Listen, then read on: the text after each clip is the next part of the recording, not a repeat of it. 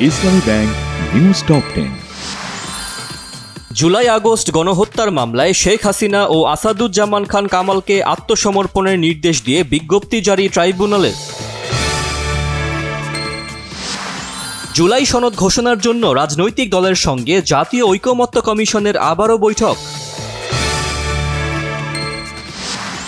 ঢাকা দক্ষিণ সিটির মেয়র পদে ইশরাক হোসেনকে শপথ পড়ানোর দাবিতে নগর ভবনে আন্দোলন অব্যাহত। হবিগঞ্জে চলন্ত বাসে ছাত্রী ধর্ষণ মামলার প্রধান আসামি বাস হেলপার লিটন গ্রেফতার। গাজীপুরের শ্রীপুরে চাকরির প্রলোভনে ফেলে কিশোরীকে ধর্ষণের পর পালিয়ে থাকা লিটন মিয়াকে গ্রেফতার করেছে পুলিশ।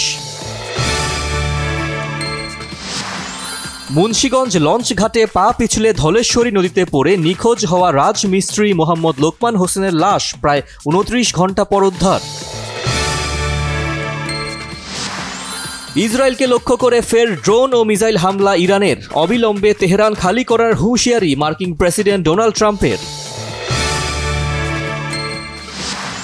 রাশিয়ার প্রেসিডেন্ট ভ্লাদিমির পুতিন ও তুরস্কের প্রেসিডেন্ট রিসেপ তাইপ এরদোয়ানের ফোন আলাপ।